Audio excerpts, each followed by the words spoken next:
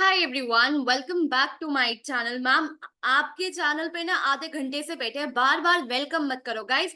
बहुत सारे लोग हैं जो पहली बार मेरी चैनल पे आ रहे होंगे। तो सबसे पहले तो जाके एक मेजर रूल है मेरे चैनल का कि सब्सक्राइब करो। Go and subscribe to my channel. Now we are done with 2 chapters. Ma'am, बहुत ही मजा आ गया। 1 घंटे में एक चैप्टर हो गया और फिर बाकी घंटों में हमने चैप्टर नंबर 2 भी कर लिया है।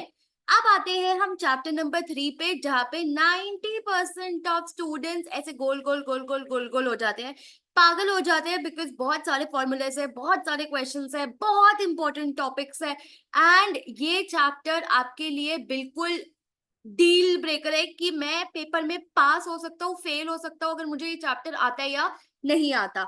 ये चैप्टर आपके लिए सबसे इंपॉर्टेंट होने वाला है। बहुत बहुत बहुत इंपॉर्टेंट चैप्टर है, standard costing and variance analysis. तो हमारे 2 चैप्टर खत्म हो चुके हैं।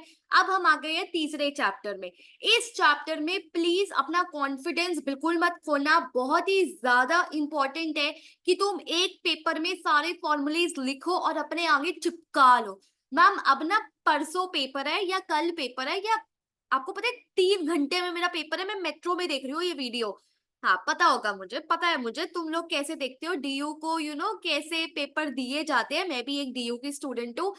एंड अगर टाइम है, अगर तुमने ये वीडियो सही टाइम पे खोल लिया है, तो जाके प्लीज एक पेपर पेन उठाओ और सारे के सारे फॉर्मूलाज लिख लेना। मैम, अभी ना पेन पेपर नहीं है, कोई बात नहीं।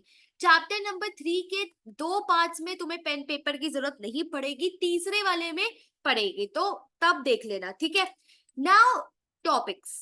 मैम, ये तो पूरा पेज ले गए आप। हाँ, इसके अलावा भी टॉपिक्स है जो मैंने लिखे नहीं है। तो गाइज, ये बहुत बड़ा चैप्टर होने वाला है। Literally it is around I would say your 60 pages in book, ठीक है। तो बहुत बड़ा चैप्टर होने वाला है, बट मी बीन मी सारा इजली कवर करवाऊंगी, सारा इजली कवर करवाऊंगी। बस ये ध्यान देना कि तुम मेरे साथ ना छोड़ो, किसी भी पार्ट को ना छोड़ो, ठीक है। अब ये चैप्टर हम कैसे कवर करने वाले हैं, प्लीज ध्यान से सुनना प्लीज।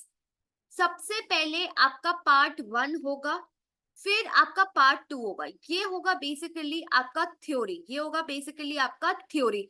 मैम, थ्योरी स्किप कर देते हैं, टाइम नहीं है, प्रैक्टिकल पे जाते हैं सीधा। 99% गारंटी के साथ बोल सकती हूँ, अगर तुमने ये 2 पार्ट्स मिस करे, आगे का कुछ समझ में नहीं आएगा, आगे का कुछ समझ में नहीं आएगा। तो इससे अच्छा है कि ये दोनों पार्ट्स देखो और फिर आगे के पार्ट्स में जाना। मैम, आप ना ऐसा व्यूज बढ़ाने के लिए बोल रहे हो, हाँ करके देख लो, जाओ अभी जाओ और 4th पार्ट खोल के देखो, मुझे बताओ कितना समझ में आ रहा है। कुछ नहीं समझ में आएगा, ठीक है। तो इसलिए कह रही हूँ कि पहले 2 पार्ट्स देखो। पहले आज के पार्ट में ये सारा ग्रीन वाला कवर करवाऊंगी, फिर सेकेंड पार्ट में ये, एंड देन थर्ड पार्ट से आपका प्रैक्टिकल शुरू होगा। क्या होगा? प्रैक्टिकल शुरू होगा। मैम, टाइम वेस्ट मत करो, चैप्टर शुरू करो, बकवास मत करो, ठीक है। इंट्रोडक्शन। इंट्रोडक्शन पे आते हैं। सिंपल सी बात है, ये चैप्टर आया क्यों। आप सब मैकडॉनल्ड्स गए होंगे, गए हो या नहीं गए हो? कभी आसपास अपनी मुंडी घुमा के देखी है कि भाई हर मैकडी पे सेम कॉस्ट होती है और सेम क्वालिटी होती है। मैम, वही आलू टिक्की, फ्राइज और Coke, same quality, same product, same, देख रहे हो आप। बट ये क्वालिटी मेंटेन कैसे करते हैं, ये कॉस्ट कैसे मेंटेन करते हैं? मैम, बहुत ही बड़ा क्वेश्चन है कि इतनी बड़ी चेंज चल रही है, लाखों करोड़ों रुपए, पता नहीं कितने पैसे कमा रहे हैं, लेकिन ना मैम, ये कॉस्ट कैसे कंट्रोल करती है, मतलब समझ में नहीं आ रहा, क्वालिटी और कॉस्ट, ठीक है। तो इसके लिए हमारा आया स्टैंडर्ड कॉस्टिंग का कंसेप्ट। क्या आया? स्टैंडर्ड कॉस्टिंग का कंसेप्ट। अब मैं 20 मिनट तुम्हें टॉपिक समझाने में लग जाऊंगी कि आखिर ये चैप्टर आया कहाँ से, आखिर ये चैप्टर आया कहाँ से। सुनो, ये बहुत ही इंटरेस्टिंग स्टोरी है, इसे ध्यान से सुनना। देखो, हिस्टोरिकल कॉस्ट होती है। हिस्टोरिकल कॉस्ट का क्या मतलब होता है? Actual cost. क्या होता है? Actual cost. मतलब जिस चीज पे, जिस कॉस्ट पे हमने गुड खरीदा है या सर्विस खरीदी है, गुड खरीदा है या सर्विस खरीदी है, मतलब हमने अपनी जेब से उतना खर्चा किया है, हमने अपनी जेब से उतना खर्चा किया है। लेट्स से मैम, मैं गई थी जारा पे, जारा पे मुझे एक 1000 रुपए का तो मैम कुछ नहीं आता वहां पे। लेट्स से 3990 की ड्रेस पसंद आ गई, तो that is the actual cost, that is the actual cost. ठीक है। अब हिस्टोरिकल कॉस्टिंग क्या होती है गाइस? अगर हिस्टोरिकल कॉस्ट ये है तो हिस्टोरिकल कॉस्टिंग क्या हो गई? It is nothing but system of accounting जहां पर हिस्टोरिकल कॉस्ट यूज किया जा रहा है। सिंपल। हिस्टोरिकल कॉस्ट क्या है? हिस्टोरिकल कॉस्ट है मैम एक्चुअल कॉस्ट। क्या है एक्चुअल कॉस्ट? जो आपने पैसे खर्च करे हैं गुड और सर्विस को खरीदने के लिए। हिस्टोरिकल अकाउंटिंग क्या है? हिस्टोरिकल कॉस्टिंग क्या है मैम? ये एक ऐसा सिस्टम ऑफ अकाउंटिंग है जहां पे आप सारी वैल्यूज किस पे निकाल रहे हो? हिस्टोरिकल कॉस्ट पे। किस पे निकाल रहे हो? हिस्टोरिकल कॉस्ट पे। सबको ये समझ में आया? तो मैम हिस्टोरिकल कॉस्ट आएगी कब? हिस्टोरिकल कॉस्ट आएगी कब? जब आप खर्चा कर चुके होंगे, जब आपकी जेब से 3990 रुपीज निकल चुके होंगे। तो ऐसी cost, actual cost, historical cost मुझे कब पता चलेगी? मुझे कब पता चलेगी? जब मैं खर्चा कर चुकी होंगी, जब मैं खर्चा कर चुकी होंगी। राइट? यस और नो? सबको ये बात समझ में आई कि ये कॉस्ट कब होगी अवेलेबल? जब मैं खर्चा कर चुकी होंगी। तो it is something related to the past. Can I use this for the planning future में? फ्यूचर में। ठीक है। अब मुझे कोई ऐसी कॉस्ट चाहिए जो फ्यूचर में मेरी हेल्प कर सके, जो प्लानिंग में मेरी हेल्प कर सके, जो डिसीजन मेकिंग में मेरी हेल्प कर सके। क्यों मैम? क्यों क्यों क्यों? क्योंकि पास्ट कॉस्ट मतलब हिस्टोरिकल कॉस्ट मतलब एक्चुअल कॉस्ट फ्यूचर में चेंज हो सकती है। फ्यूचर में चेंज हो सकती है। मैं आगे के फ्यूचर के डिसीजन इस कॉस्ट पे नहीं ले सकता, इस कॉस्ट पे नहीं ले सकता। क्योंकि मैम खर्चा, इन्फ्लेशन, टेक्नोलॉजी, वेस्टेज, कुछ भी हो जाए जिंदगी में पलट जाती है जिंदगी। आप पहले के बर्डन पे आज कल के डिसीजन कैसे ले सकते हो, वैसी आप हिस्टोरिकल कॉस्ट के बेसिस पे फ्यूचर के डिसीजन कैसे ले सकते हो। तो ये था आपका लिमिटेशन ऑफ हिस्टोरिकल कॉस्टिंग, जिसकी वजह से एक नया कंसेप्ट आया, स्टैंडर्ड कॉस्ट। Standard cost. अब देखो धीरे धीरे धीरे धीरे टॉपिक का बिल्डअप हो रहा है, टॉपिक का बिल्डअप हो रहा है। ओके। फिर आया स्टैंडर्ड कॉस्ट। अब स्टैंडर्ड कॉस्ट में दो वर्ड्स है, स्टैंडर्ड प्लस कॉस्टिंग। मैम जैसे हिस्टोरिकल कॉस्टिंग में हिस्टोरिकल कॉस्ट यूज हो रही थी, वैसे स्टैंडर्ड कॉस्टिंग में स्टैंडर्ड कॉस्ट यूज होगी। तो अगर मुझे एक बार स्टैंडर्ड कॉस्ट का मतलब पता चल जाए तो मुझे इसका भी मतलब पता चल जाएगा, है ना? हाँ। तो अब हम स्टैंडर्ड कॉस्ट का ब्रेक डाउन करते हैं, स्टैंडर्ड प्लस कॉस्ट। ओके। सबसे पहले स्टैंडर्ड का मतलब समझते हैं। स्टैंडर्ड क्या होता है? बेंचमार्क। क्या होता है? Benchmark. Right? That is the standard, that is the standard. ठीक है। फॉर एग्जाम्पल लेट्स से तुम कहते हो मैम मैं 1 घंटे में 1000 फ्रेंच फ्राइज तल सकता हूँ, दैट इज योर बेंचमार्क। 1 घंटे में 1000 French fries, that is the benchmark, that is the standard, that is. फिर मैं देखूंगी 1 घंटे के बाद कि तुमने कितने फ्रेंच फ्राइज तले। तो that is the benchmark, that is जिससे मैं आगे का रिजल्ट कंपेयर करने वाली हूँ। फॉर एग्जाम्पल मैम तुमने अपने लिए एक स्टैंडर्ड सेट करा कि मैम की वीडियो देख के मैनेजमेंट अकाउंटिंग में 80 प्लस तो आ जाएंगे, लेट्स से 83 तो आ जाएंगे। मैं तुमसे 2 महीने बाद एक ईमेल डाल के पूछूंगी भाई कितने मार्क्स आए, तुम बोलोगे मैम 90। तो स्टैंडर्ड क्या है? ये बेंचमार्क है मैम, ये बेंचमार्क है, ये रिक्वायर्ड है, इतना तो चाहिए। दिस इज अ कंपैरिजन, ये मुझे कंपैरिजन में हेल्प करेगा। तो सबको ये बात समझ में आई स्टैंडर्ड का क्या मतलब हुआ, स्टैंडर्ड का क्या मतलब हुआ। ठीक है। हर बिजनेस को अपने लिए एक स्टैंडर्ड सेटअप करना पड़ता है। ठीक है मैम, समझ में आ गया। अब स्टैंडर्ड कॉस्ट क्या होती है मैम? स्टैंडर्ड समझ में आ गया, बेंचमार्क, यू नो ये अटेन करना है, ये सपने हैं, ये करना है, वो करना है, that is the standard. But standard cost क्या होती है? वही टारगेट कॉस्ट। क्या हो गई? Target cost. क्या हो गई? Target cost. मैम मुझे ये कॉस्ट अटेन करनी है। फॉर एग्जाम्पल मैम नहीं समझ में आया। लेट्स से शुगर वाली ने, शुगर लिपस्टिक, या शुगर वाली तो मैं ऐसे बोलती हूँ जैसे मेरी चाचा की बेटी लग रही है, sorry. Let's say owner of sugar company decided that my lipstick cost would be 300। इतने की कॉस्ट होनी चाहिए, तब जाके मैं इसे 1000 रुपए में बेचूंगी और 700 रुपए का प्रॉफिट खाऊंगी। तो दिस इज माई बेंचमार्क। अब हो सकता है मैडम जी 250 रुपए अटेन कर ले, क्या पता उसके प्रोडक्ट की इतनी बेकार क्वालिटी हो जाए कि वो इतना अटेन कर ले। हो सकता है वो 400 रुपए में बना रही हो जिसकी वजह से वो कम प्रॉफिट खाएगी।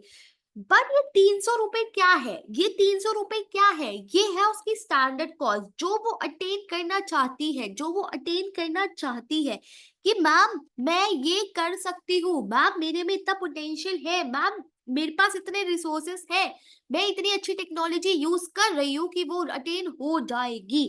तो स्टैंडर्ड कॉस्ट ये हुआ, यस और नो।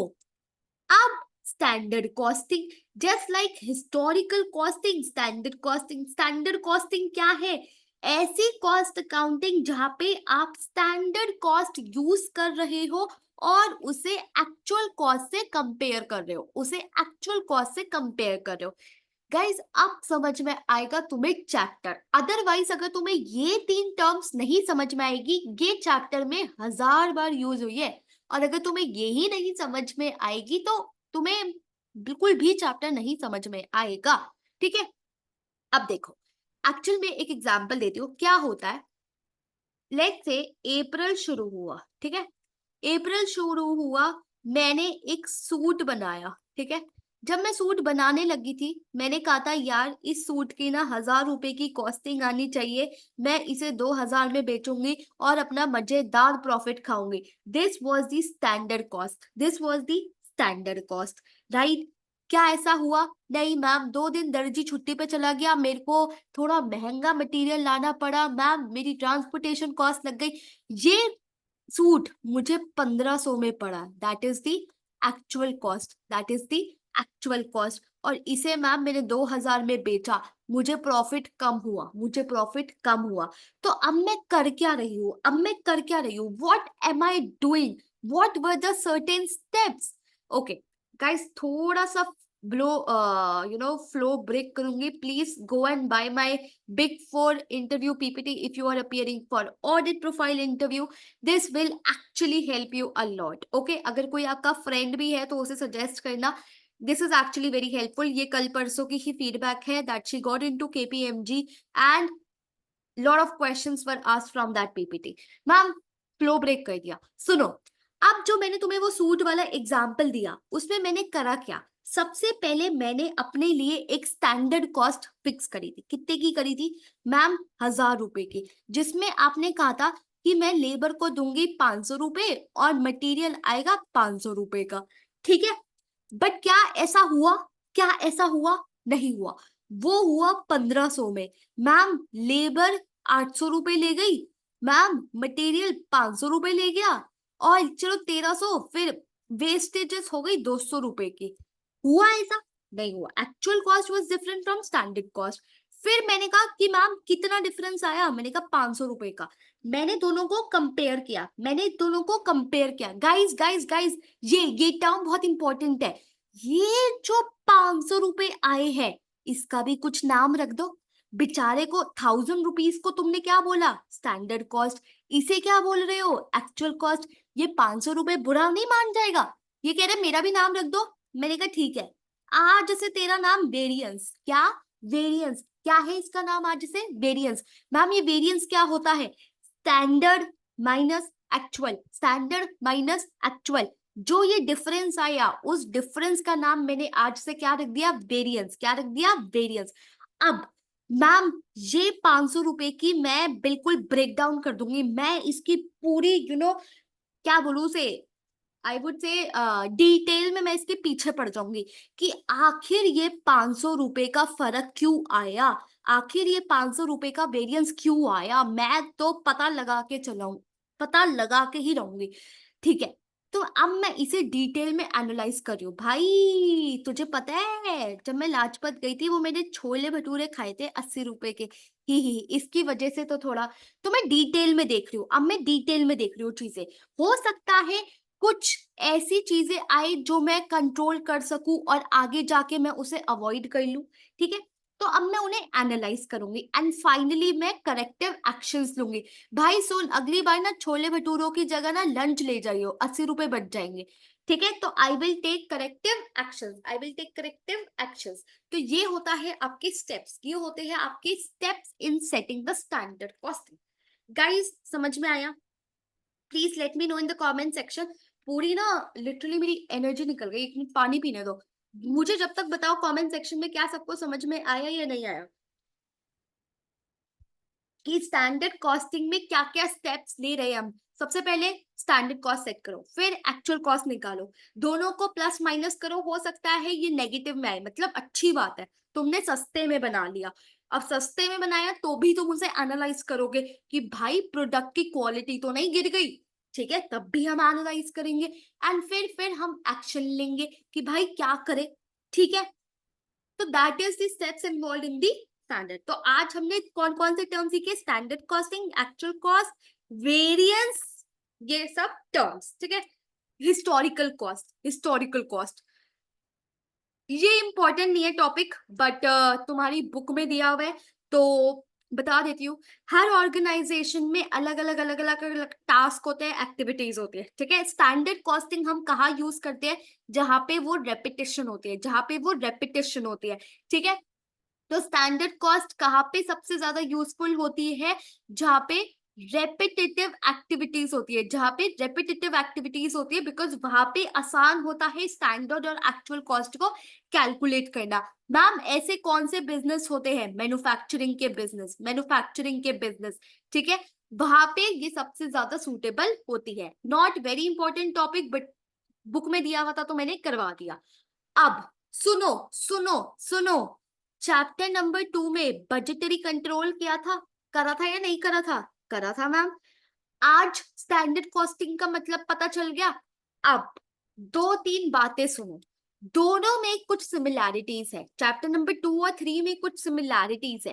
क्या सिमिलैरिटीज है? सबसे पहले फॉरवर्ड लुकिंग। मैम दोनों स्टैंडर्ड और बजट, स्टैंडर्ड और बजट आगे की बात करते हैं, फ्यूचर की बात करते हैं, फ्यूचर की बात करते हैं। फॉरवर्ड लुकिंग है, पास्ट की कोई बात नहीं करता, पास्ट की कोई बात नहीं करता।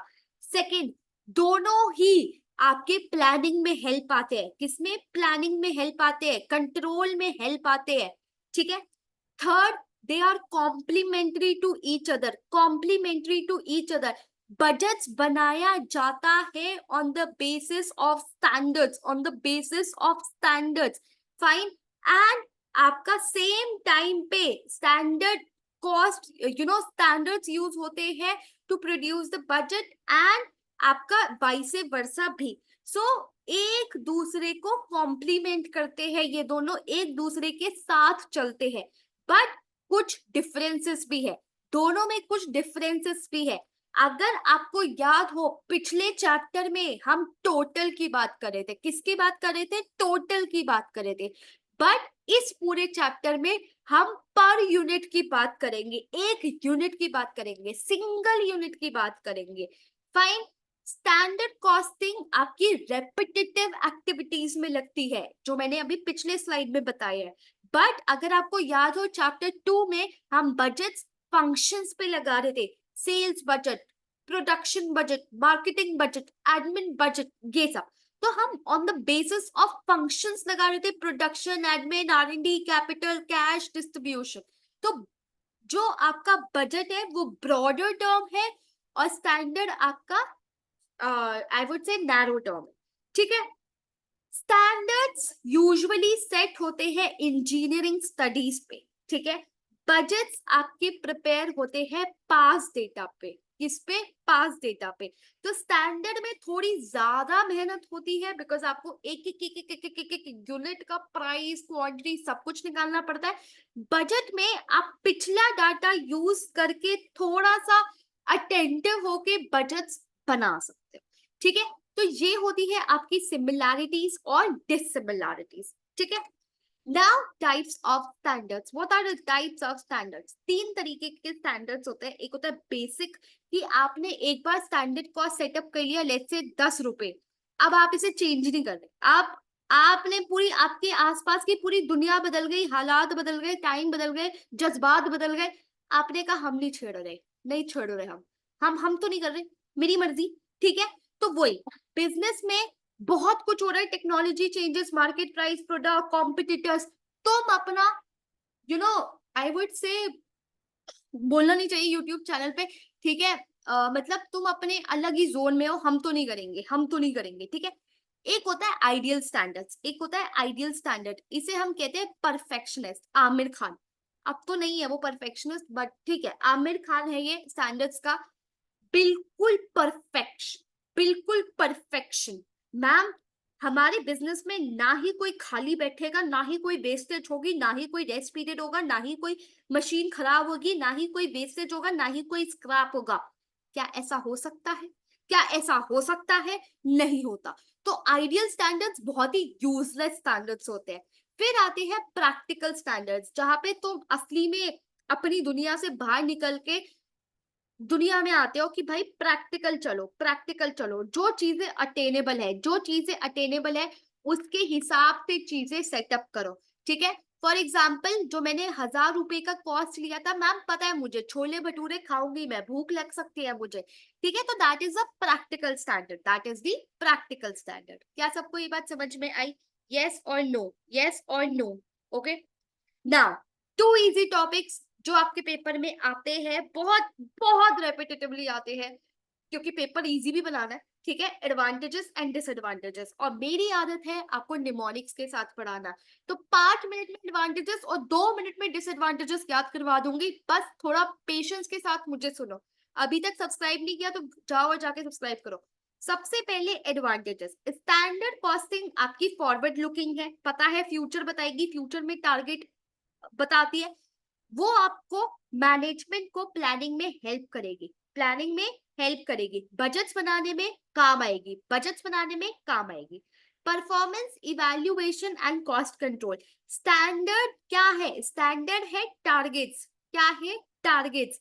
तो आप अगर रीजनेबल टारगेट सेटअप करोगे, वो आपको परफॉर्मेंस इवैल्यूएट करने में हेल्प करेगी। स्टैंडर्ड का क्या मतलब बताया था मैंने? बेंचमार्क्स। क्या बताया था? बेंचमार्क्स। तो वो वेरिएंस निकाल के आपको पता चलेगा कि मैं कहाँ भटक रही हूँ, मैं कैसा परफॉर्म कर रही हूँ। ठीक है, तुमने पेपर में ज्यादा अच्छे मार्क्स लिए तो तुमने ज्यादा अच्छा परफॉर्म किया। Okay, management by exception. Variance calculation, जो हम वेरिएंस कैलकुलेशन करते हैं, मतलब वेरिएंस मतलब standard minus actual, standard minus actual, वो आपके टॉप मैनेजमेंट को हेल्प करता है, टॉप मैनेजमेंट को हेल्प करता है। अब टॉप मैनेजमेंट हर छोटी छोटी छोटी छोटी डिटेल्स में नहीं घुस सकता, राइट? वो क्या देखता है? वो ये वेरिएंस रिपोर्ट्स देखता है, वेरिएंस रिपोर्ट्स देखता है, जिससे उसे पता चलता है कि मुझे कहाँ ज्यादा ध्यान देना है, कहाँ ज्यादा ध्यान देना है। ठीक है, डिसीजन मेकिंग। स्टैंडर्ड कॉस्टिंग आपकी फ्यूचर के डिसीजंस लेने में आपको हेल्प करती है, आपको हेल्प करती है कि हमें किस प्राइस पे बेचना चाहिए। अगर हमारी ये कॉस्ट है तो किस प्राइस पे बेचना चाहिए, कैसे बेचना चाहिए, किस कोर्ट पे टेंडर्स फिल करने चाहिए। मोटिवेशन। अगर आपने अच्छे स्टैंडर्ड सेट करे हैं तो आपके एम्प्लॉयज को वो मोटिवेट करेगा to achieve it, to achieve the targets. Employees बहुत ही ज्यादा खुश होते हैं अगर, और आपने गाइस, और अगर आपने परफेक्ट स्टैंडर्ड्स सेटअप कर दिए तो वो डीमोटिवेट करेगा, क्योंकि वो अचीवेबल नहीं होते। Optimum utilisation of resources. So standard costing आपको हेल्प करता है कि आपके जो लिमिटेड रिसोर्सेस है वो बेस्ट मैनर में यूटिलाइज हो। क्योंकि अब आप देखो ना, जिंदगी में सब कुछ प्लान करके चल रहे हो, सब कुछ अच्छा करके चल रहे हो, तो जिंदगी में भी अच्छा होगा। Profit measurement and inventory valuation, standard costing actually provides you with a better basis कि आप अपने profits अच्छे से measure कर पाओ instead of historical cost. Historical सिर्फ past की बात करता है, ये आपके internal profits की बात करता है, अंदर की बातें करता है, and इसमें आपको ज्यादा benefit होता है, ज्यादा benefit होता है.